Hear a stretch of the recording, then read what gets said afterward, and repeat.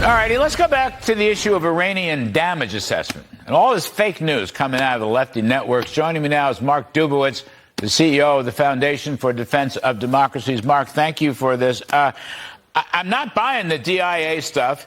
I think it's some deep state guy. Anyway, the confidence level was very, very low. What is your take? I mean, I'm reading from the IEA and other sources. The Israelis are saying that the damage was obliterating, to use Mr. Trump's words, and it's going to set Iran back years. I mean, what's your take on this? Yeah, Larry, look, I think the Israelis have had incredible intelligence dominance. You've seen that. We've all seen that. In the opening days, they took out senior IRGC commanders. They had incredible knowledge of what was going on. So when I think about who to trust in this, I think I'm best trusting the Israelis. And the Israeli Atomic Energy Commission is saying that these key sites have been severely damaged, if not destroyed, and the program has been set back by many years. I mean, it sounds like from reading them and others, the whole centrifuge operation was completely destroyed. That's the most sensitive area. And also, Natanz completely destroyed. Efsahan badly destroyed. I guess that's the centrifuge center. And, of course, Fordo, I don't know how to assess Fordo, except that all the bunker bombers would certainly, walls must have collapsed into the whole infrastructure. It just seems inconceivable that didn't happen. Yeah, Larry. So the three key facilities, as you say, Isfahan, which had the conversion facility that turned weapons-grade uranium into metal that you need to create a warhead, destroyed. Natanz, which had an enrichment facility, it was sort of the workhorse of their enrichment capability, destroyed. And Fordo, which has the enrichment centrifuges and the capability buried under a mountain, that's the one that we needed the United States, the B-2 bombers, 12 massive ordnance penetrators, 30,000-pound bombs dropped in the most sensitive part.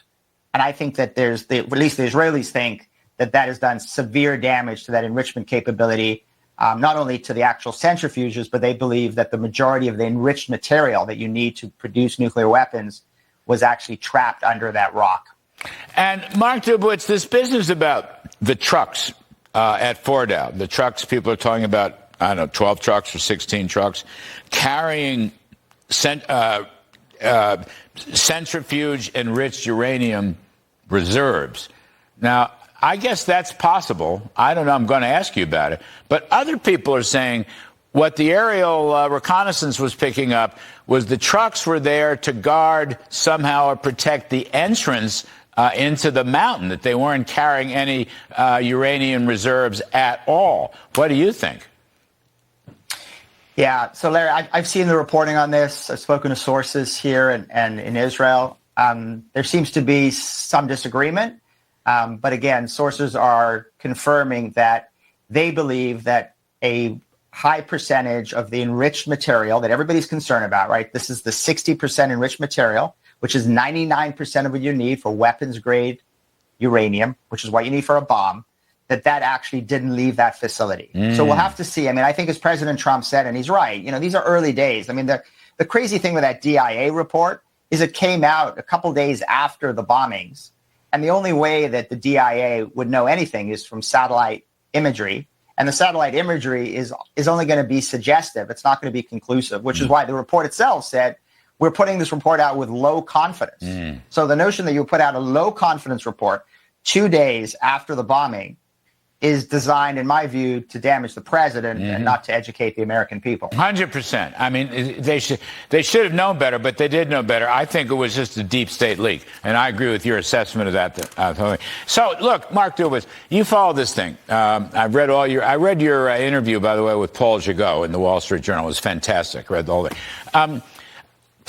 To me, Iran, look, at a minimum, all of their military and nuclear operations have been set back years and years. Years and years is how I'm going to portray it. I'm not an expert in this, but I try to read everything I can. Years and years.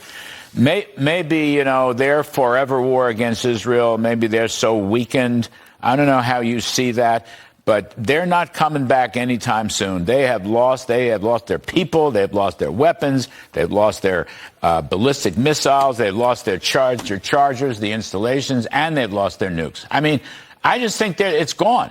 They're gone. And I'll wait for regime change. That has to come from within. But I'm just saying they have been devastated. The media, especially the lefties, they've been devastated, Mark Dubowitz.